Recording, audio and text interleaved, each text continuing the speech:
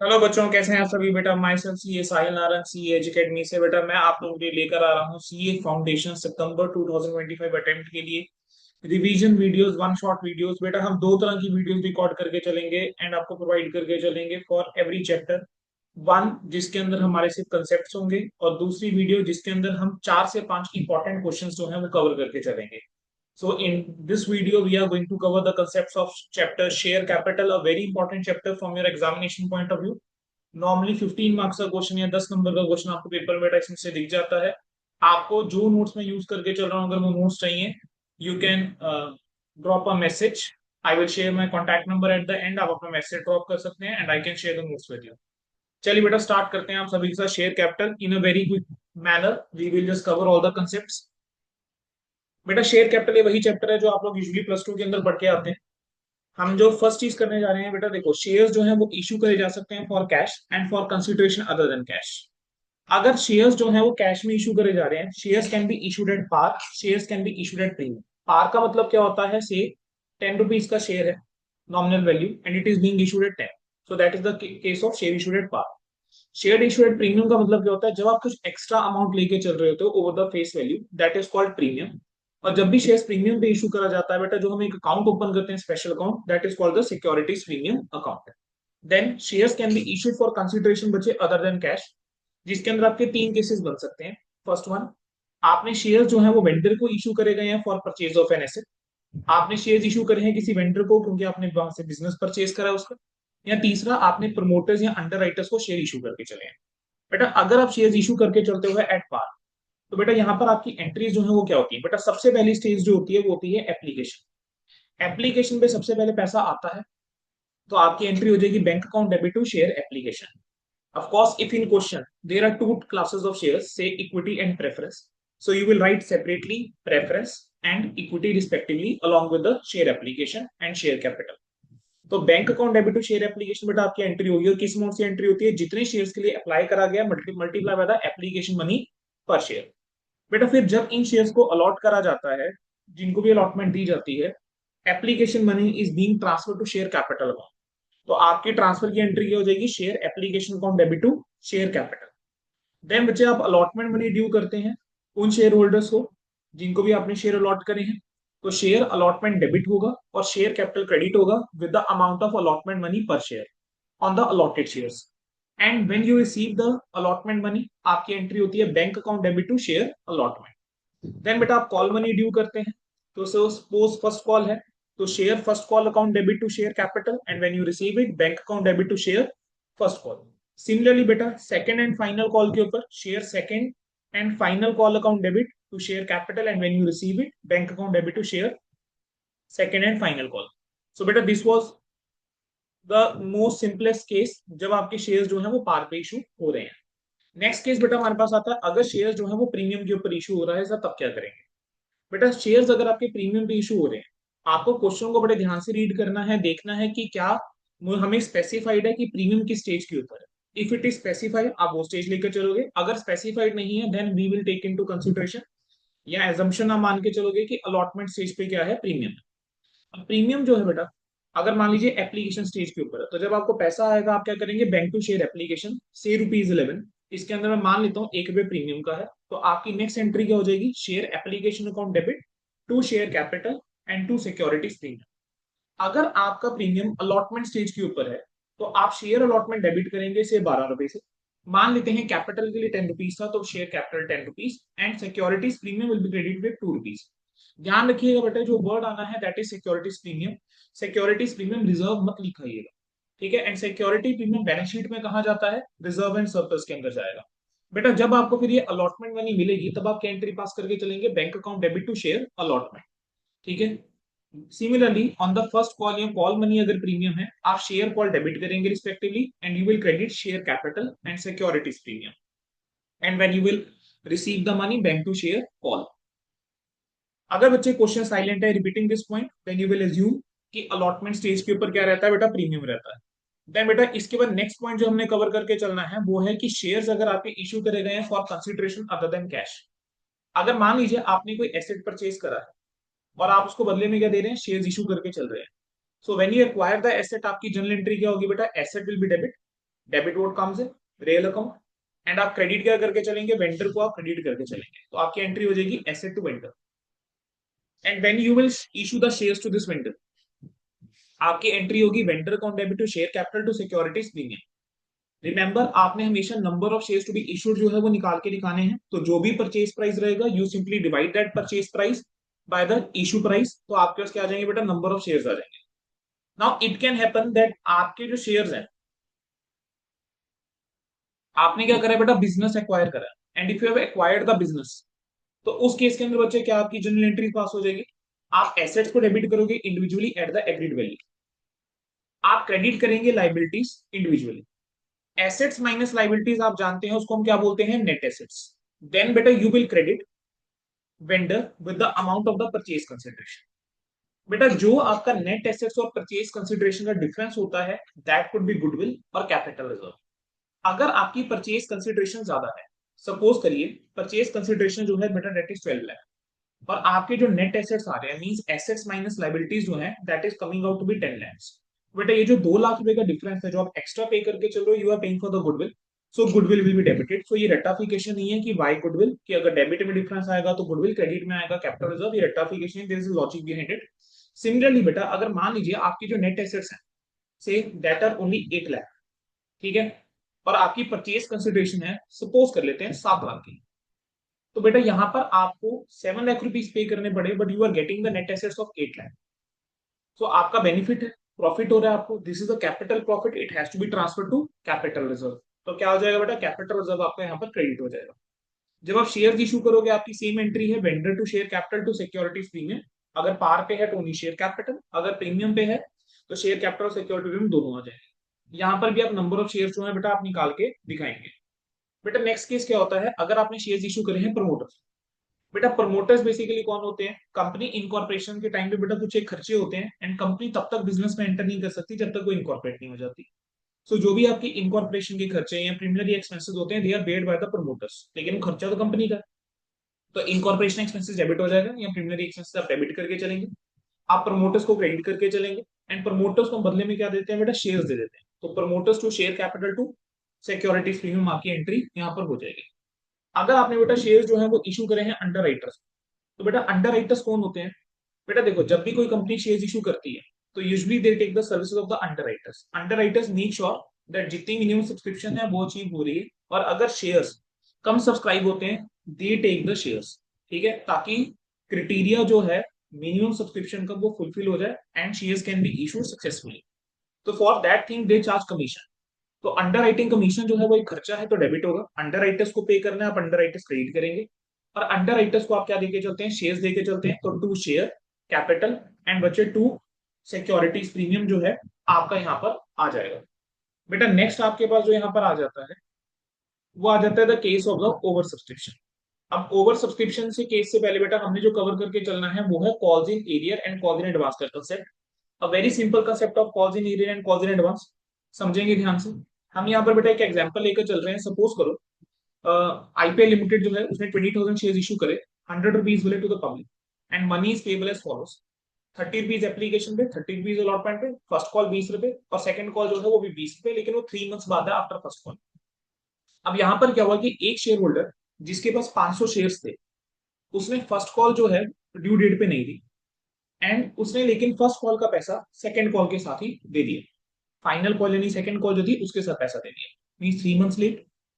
आपको अगर यहाँ पर बेटा अगर हम calls in arrear account open नहीं करते हैं, I will just quickly jump to the entry of share first call. तो शेयर फर्स्ट कॉल पे देखो क्या होगा, जब आप ड्यू करोगे शेयर फर्स्ट कॉल के ऊपर, you will say share first call account debit to share capital, किस अमाउंट से, 20,000 share multiply by 20 making it 4 lakh. तो आप 4 लाख से जो है ये आप एंट्री पास कर देंगे। लेकिन जब आपको पैसा मिलेगा, आपको 500 शेयर के ऊपर तो पैसा मिलेगा, तब आप क्या कहते हैं, bank account debit to share first call. तब आप क्या एंट्री करते हैं, bank account debit to share first call.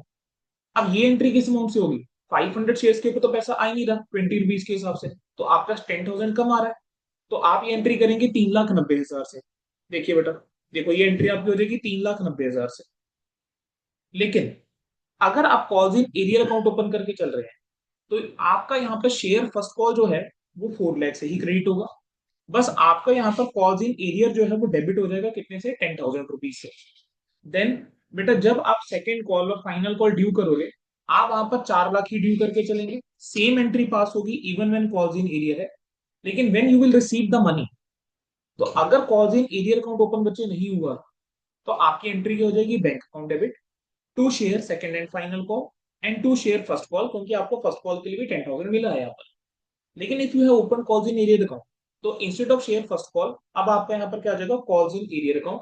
Because when you are opening calls in arrear account, तो आपका शेयर फर्स्ट कॉल अकाउंट जो है क्लोज हो चुका हुआ है। आपने 4 लाख से डेबिट करा होगा ड्यू के टाइम पे, रिसीविंग के टाइम पे यू है क्रेडिट विद 4 लाख, तो आपका ये अकाउंट जो है बच्चे क्लोज हो चुका होगा।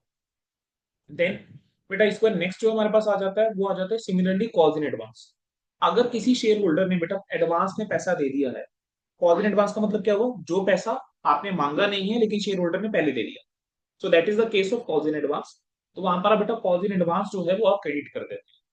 अगला और सबसे इंपॉर्टेंट जो होता है एग्जामिनेशन के पॉइंट ऑफ व्यू से, वो होता है the case of the over subscription. बेटा ओवर सब्सक्रिप्शन के अंदर there can be three situations. The first situation, जितना भी एक्सेस एप्लीकेशन मनी आया है, आप क्या कर दीजिए, रिजेक्ट कर दीजिए, ठीक है, और उनका पैसा रिफंड कर दीजिए। दूसरा केस होता है प्रो रेटा अलॉटमेंट। प्रो रेटा अलॉटमेंट का मतलब होगा कि बेटा किसी का दिल नहीं तोड़ेंगे, जिस भी शेयर होल्डर ने अप्लाई किया है सबको शेयर मिलेगा। सपोज करते हैं, पहले केस में आओ वापस, एप्लीकेशन जो है आपको 20 करोड़ आ गई, आप इश्यू करना चाहते हैं सिर्फ 2 करोड़ शेयर, 18 करोड़ जो है बेटा आप रिजेक्ट कर देंगे, उनको आप रिफंड कर देंगे। प्रो रेटा अलॉटमेंट में आप सबको अलॉटमेंट करके चलते हैं। कैसे, मान लेते हैं कि 20 करोड़ जो है आप शेयर इशू करना चाह रहे थे, एप्लीकेशन आ गई है बेटा 200 करोड़, तो अगर आप देखो तो आपके पास 10 टाइम्स एप्लीकेशन आ रखी है, तो 200 करोड़ आपके पास एप्लीकेशन आई है, आपने शेयर इशू करने हैं सिर्फ 20 करोड़। तो यहां पर अगर आप देखो, अगर हर 10 शेयर के बदले में मैं एक शेयर इशू कर दूं, तो that is the case of pro rata allotment. तो जो भी एक्सेस पैसा आया होगा, I will utilize that money for the next stage, that is allotment money. Application में जो भी पैसा एक्सेस आया है आप अलॉटमेंट के लिए यूज कर लेंगे। और अगर क्वेश्चन में बोला गया है कि आप कॉल के लिए भी यूज कर सकते हैं, in that circumstances you can use that money for call money as well.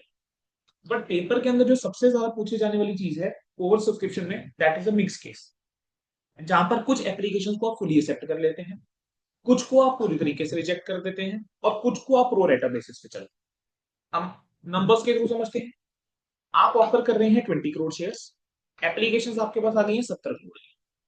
10 crore shares ऐसे थे जिनको आप कह रहे हो कि इनको तो हम फुल अलॉटमेंट देके चलेंगे, तो out of 10 crore have been issue. अब आप 10 करोड़ शेयर ही और इशू करके चल सकते हैं। 20 करोड़ एप्लीकेशन सपोज करो आपने रिजेक्ट कर दी है, तो आप इनको पैसा रिफंड कर देंगे, और बाकी जो बचा 40 crore, out of that 40 crore अब आप 10 करोड़ शेयर इशू कर पाएंगे इनको। तो हर 4 शेयर के बदले में आप यहाँ पर एक शेयर जो है बेटा वो आप क्या करके चल रहे हैं, इशू करके चल रहे हैं। ठीक है बच्चे। देन बेटा इसके बाद नेक्स्ट हमारे पास जो आ जाता है, ओवर सब्सक्रिप्शन के अंदर you have to make sure that you are making a proper working note. आप एक प्रॉपर टेबल सा बना के चल रहे हैं, ठीक है, when you are solving the question. I will be solving questions also with you, but in the next video. ठीक है, क्वेश्चंस की बेटा हम एक सेपरेट वीडियो रखेंगे, for the concept coverage you can cover from this video, and for questions you can cover the बेटा next video. चलिए बेटा, बेटा अगला कंसेप्ट इसके अंदर जो आता है वो आता है फोर फीचर ऑफ शेयर्स का। अब फोर फीचर ऑफ शेयर्स की बेटा मैं बात करके चलूँ, तो फोर फीचर का मतलब क्या होता है। बेटा देखिए, जब एक कंपनी जो है वो शेयर होल्डर से पैसा मांगती है और शेयर होल्डर पैसा नहीं देता, तो बोर्ड ऑफ डायरेक्टर के पास वो राइट होता है that they can cancel his shares. वो उसको एक प्रॉपर नोटिस देंगे कि भाई पैसा दे दो। अगर वो फिर भी पैसा नहीं देगा, तो they can cancel the shares. तो उसको हम बोल देते हैं फोर फीचर। अब फोर फीचर के अंदर there can be two situations. One, आपका आपने जो शेयर्स फोरफीट करे हैं वो पार पे इशू करे गए थे, आपने जो शेयर फोरफीट करे हैं वो प्रीमियम पे इशू करे गए थे। ठीक है, अगर बेटा देखो, पार वाला केस है not an issue, simple case. Premium वाला केस है, प्रीमियम मिल गया, again simple case. But when the premium is demanded but it is not received, that becomes a special case. बेटा ध्यान रखिएगा, प्रीमियम जो होता है that is govern by, that is securities premium जो होता है आपका, that is covered by section number 52 of companies act 2013। And section number 52 में स्पेसिफिकली बोल दिया गया है कि सिक्योरिटी प्रीमियम आप 5 जगह ही यूज कर सकते हो, अदर देन दैट आप पैसा यूज नहीं कर सकते। तो बेटा अगर मान लीजिए आपने प्रीमियम मांगा किसी स्टेज के ऊपर, शेयर होल्डर ने, मान लेते हैं let's just take example, application में नहीं आपको आगे, अलॉटमेंट पे आपने पैसा मांगा, प्रीमियम था, पैसा आ गया। सपोज करो फर्स्ट कॉल के ऊपर भी कुछ प्रीमियम का अमाउंट था, आपने मांगा लेकिन नहीं आया। अब अलॉटमेंट पे जो प्रीमियम का अमाउंट आ चुका हुआ है, अब आप उसको रिवर्स नहीं कर सकते। Premium once receive can not be reversed, but premium once received can not be reversed. लेकिन अगर आपने प्रीमियम मांगा है और मिला नहीं, ठीक है, वो रिवर्स करा जा सकता है। अब जो आपके फोरफिटेड शेयर्स होते हैं बेटा, you can reissue that shares. Now reissue can be at par, at premium और इवन एट डिस्काउंट। ध्यान रखिएगा, जब आप शेयर्स इशू करते हैं वो सिर्फ किस पे हो सकते हैं, पार या प्रीमियम पे। But forfeited shares can B री इशूड। री इशू की बात कर रहा हूं, वहां पर आप डिस्काउंट में भी री इशू करके चल सकते हैं। तो बेटा moving to the next part.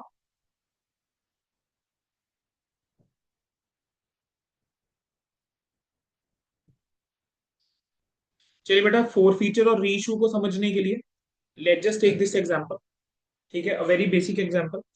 मान लेते हैं बेटा 200 शेयर्स थे, 10 रुपए का इशू प्राइस था, 2 रुपए एप्लीकेशन पे, 3 रुपए अलॉटमेंट पे, 4 रुपए फर्स्ट कॉल पे and 1 rupees on second and final call. मैं मान लेता हूँ कि 2 रुपए एप्लीकेशन पे तो आ गया, लेकिन बाकी किसी स्टेज के ऊपर पैसा नहीं आया। तो बेटा यहाँ पर अगर आप क्विकली एंट्री बनाए तो क्या होगा? सबसे पहले आप एप्लीकेशन पे एंट्रीज करेंगे, आप कहेंगे bank account debit to share application 200 into 2 400। Then आप share application to share capital करोगे, फिर आप अलॉटमेंट मनी ड्यू करोगे, आप कहोगे 200 into 3 600 share allotment to share capital. अब उसका आपको ये पैसा तो मिला ही नहीं। देन आप फर्स्ट कॉल ड्यू करोगे, देन आप क्या करोगे, फर्स्ट कॉल ड्यू करोगे। तो अब फर्स्ट कॉल जो है, आप जब ड्यू करेंगे तो share first call to share capital, bank वाली एंट्री फिर नहीं हुई क्योंकि पैसा नहीं मिला। देन आप क्या करोगे, share second and final call to share capital due करेंगे, लेकिन बैंक वाली एंट्री फिर नहीं हुई। अब आपने क्या करा, इसके शेयर फोरफीट कर दिए। सो बेटा you will reverse share capital. Share capital किस अमाउंट से डेबिट हो रहा है?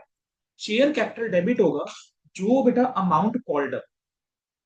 ये रट्टाफिकेशन, ये बिल्कुल लॉजिक है। आपने ड्यू करा, आपने शेयर कैपिटल को क्रेडिट किया, आपने हर बार शेयर कैपिटल को क्रेडिट करा। अब मैं कह रहा हूं ये पैसा मिला नहीं, तो आपने जो अमाउंट मांगा हुआ था आपने उसको रिवर्स करा। तो अमाउंट कॉल्ड अप से आप शेयर कैपिटल डेबिट करेंगे। आपने क्रेडिट करा शेयर अलॉटमेंट, क्यों? ये पैसा आया नहीं। आपने क्रेडिट करा शेयर फर्स्ट कॉल, क्यों? ये पैसा आया नहीं। Same share second and final call आपने क्रेडिट करा, व्हाई? बिकॉज ये पैसा नहीं आया। अगर आप ध्यान दो, ये तीनों और कुछ नहीं, आपने रिवर्स करा है। Share second and final call आपने डेबिट किया था, अब आपने रिवर्स कर दिया।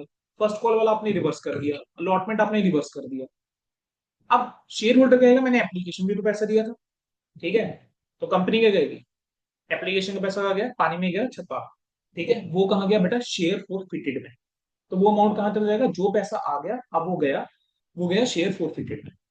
अब आप सोच के देखिए, अब इस शेयर के ऊपर हमारे पास 200 शेयर थे, एप्लीकेशन के ऊपर 2 रुपए, तो 2 रुपए हमारे पास पर शेयर आ चुका हुआ है। तो if company issue shares at rupees 8 also, तब भी कंपनी लॉस में नहीं है। मीन्स मैं ऐसा बोल सकता हूँ कि पर शेयर कंपनी को 2 रुपए आ चुका हुआ है, या इन 200 शेयर्स के ऊपर 400 रुपए कंपनी को ऑलरेडी आ चुका हुआ है। तो अगर कंपनी जो है वो बाकी 8 रुपए के ऊपर भी शेयर इशू करती है, उसको कोई नुकसान नहीं होगा। ये शेयर फॉरफिट में जो अमाउंट क्रेडिट हुआ है, basically that is representing the maximum discount जो कंपनी ऑफर कर सकती है on the reissue of the shares.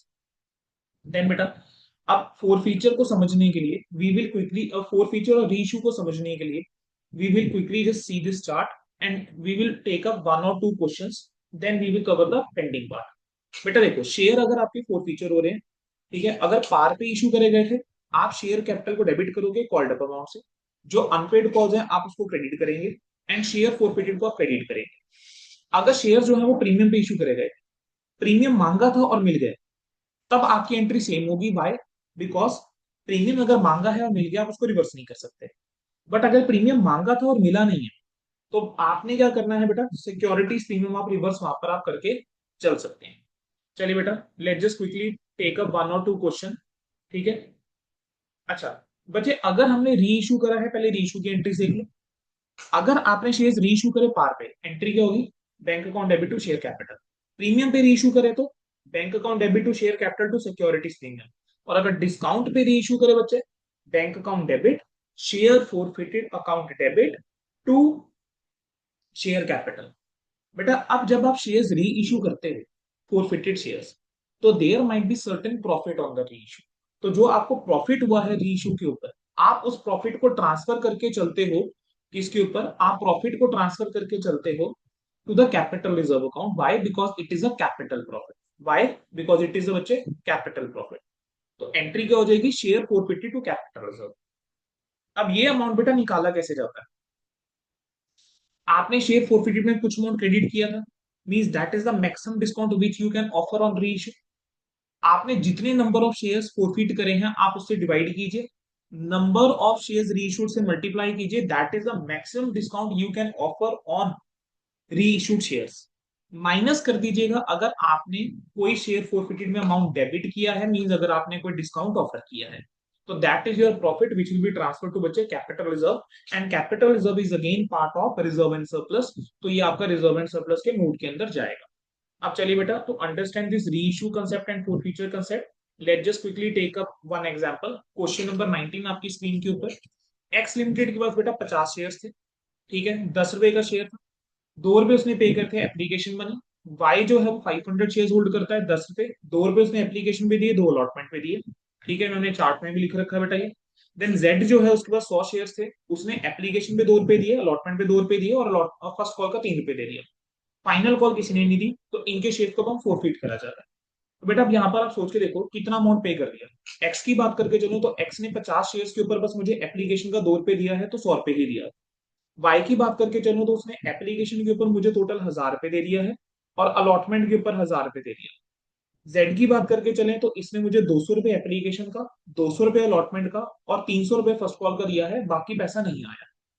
तो मैंने क्या करा, मैंने एक टेबल रब बना लिया, वर्किंग नोट बना लिया, और आपको पेपर में वर्किंग नोट बना के दिखाना है। मैंने अमाउंट पेड निकाल लिया, एक्स का 100 रुपीज आया है एप्लीकेशन का, बाकी पैसा नहीं आया, ठीक है। मैंने यहाँ पे स्टेजेस भी लिख दी, अलॉटमेंट, ये फर्स्ट कॉल, ये फाइनल कॉल। सिमिलरली वाई के लिए, सिमिलरली जेड के लिए, जो जो पैसा आया था I just wrote that down, और बाकी जो नहीं आया उसको अमाउंट नॉट पेड में लिख दिया। अब फोर फीचर कैसे करेंगे, मैं शेयर कैपिटल डेबिट करूँ किस अमाउंट से, number of share I am forfeiting is 650, 50 plus 500 plus 100, पूरा 10 रुपए मांग लिया, तो 650 into 10 makes it 6500। Share allotment credit कर रहा हूँ किस अमाउंट से, 100 से, जो अलॉटमेंट पे मुझे नहीं मिला। फर्स्ट कॉल क्रेडिट कर रहा हूँ 1650 से, जो मुझे नहीं मिला। फाइनल कॉल क्रेडिट कर रहा हूँ 1950 से, जो मुझे नहीं मिला। एंड जो पैसा मुझे मिल गया दैट इज 2800, वो कहाँ जाएगा, शेयर फोरफिटेड। वो कहाँ जाएगा बच्चा, शेयर फोरफिटेड। अब आपने क्या करा, इन शेयर्स को री इशू कर दिया, ठीक है, और आपने री इशू करा इस बार प्रीमियम। तो bank account debit to share capital to securities premium. तो शेयर कैपिटल में आपका 10 रुपीज के हिसाब से 6500, प्रीमियम आपका गया 650, सिक्योरिटीज प्रीमियम में 7150 आ गया। अब इस केस के अंदर बेटा 2800 जो है वो शेयर फोरफिटेड के अंदर था। दिस वॉज ऑन 650 शेयर्स जो फोरफिट करे थे। हमने री इशू भी करते हैं, कितने कर दिए, 650। तो 2800 वॉज द मैक्सिमम डिस्काउंट जो मैं ऑफर कर सकता था, बट मैंने कोई डिस्काउंट नहीं दिया, तो माइनस कर दूंगा जीरो, तो मेरे पास क्या आ जाएगा 2800। This is capital profit, this should be transfer to capital reserve. बेटा इन दिस मैनर बेटा you will solve the question. Okay बच्चे, एक चीज और, अगर मान लीजिए आपने calls in arrear account open करा हुआ बेटा, तो कॉल्स इन एरियर अकाउंट अगर ओपन करा हुआ है, तो इंस्टेड ऑफ दीज कॉल्स आप वहां पर बस वर्ड क्या लिख दोगे, कॉल्स इन एरियर। वहां पर क्या वर्ड आ जाएगा बेटा, कॉल्स इन एरियर आ जाएगा। चलिए बेटा, अब there are certain important points जो आपको ट्रू फॉल्स के पॉइंट ऑफ व्यू से भी ध्यान रखने के चलने हैं, और क्वेश्चन के पॉइंट ऑफ व्यू से ध्यान रखने के चलने हैं। सेक्शन नंबर 53 जो है कंपनीज एक्ट का, ये बोलता है 2013 का, कि you can not shares issued at discount accept in the case of sweat equity shares. And sweat equity shares कौन से होते हैं, जो आप इंप्लॉइज को, डायरेक्टर को इशू करके चलते हैं। देन जो लाइबिलिटी होती है बेटा शेयर होल्डर की, that is limited to the issue price of the shares, जितने शेयर्स उनके पास है, उन्होंने एक्वायर करे हैं, उसके इशू प्राइस तक। प्रेफरेंस शेयर्स जो होते हैं बेटा, that are non convertible, non participating, non cumulative and redeemable, unless question के अंदर कुछ और specified, unless otherwise specified. Section number 39 जो है कंपनीज एक्ट 2013 का, वो ये कहता है कि एप्लीकेशन मनी 5% होनी चाहिए कम से कम of the nominal value. Let just take example, if say nominal value of the share is rupees 100, तो 100 का 5%, तो 5 रुपए कम से कम एप्लीकेशन मनी होना चाहिए। लेकिन सेबी की रेगुलेशंस क्या बोलती है कि मिनिमम एप्लीकेशन मनी जो है वो 25% ऑफ इशू प्राइस से कम नहीं होना चाहिए। सपोज करो nominal value of the share is rupees 100, but you are issuing this share से एट रुपीज से 180, तो अब यहां पर मेरे पास एप्लीकेशन पे कितना अमाउंट आना चाहिए, कम से कम 180 का 25%, मेकिंग इट 45। अब पेपर में अगर वो आपको ये पॉइंट टेस्ट करना चाहता है, वो कैसे टेस्ट कर सकता है? In the form of true false. आपको कहेगा कि सेबी रेगुलेशंस के अकॉर्डिंग, ठीक है, कि से 25 rupees should be the application money. Your answer is incorrect. वहां पर क्या होना चाहिए? 45 होना चाहिए। अब बेटा सेक्शन नंबर 52 का जिक्र मैंने आपके सामने पहले किया था। तो सेक्शन नंबर 52 ये कहता है कि securities premium can be utilized only for the following purposes: towards issue of the fully paid bonus shares, to write off the preliminary expenses of the company. Write off करने के लिए बेटा expenses, commission या कोई भी discount आपने दिया है issue of securities and debentures के ऊपर। To provide for the premium on redemption of the preference shares और debentures. And last, for purchase of its own shares यानी बायबैक के लिए। ठीक है। अच्छा बेटा एक चीज और ध्यान रखेंगे, अगर कंपनी जो है वो सेक्शन नंबर 133 के साथ कंप्लाई करके चल रही है, तो उस केस में सिक्योरिटीज प्रीमियम दो चीजों के लिए यूज नहीं होगा। एक तो राइट ऑफ करने के लिए प्रीमियरी एक्सपेंसेस, दूसरा प्रीमियम को प्रोवाइड करने के लिए, प्रीमियम को राइट ऑफ करने के लिए, एडजस्ट करने के लिए सिक्योरिटीज प्रीमियम आप यूज करके नहीं चलेंगे on redemption of preference shares and debentures. And this is something which we have also seen in redemption of preference shares.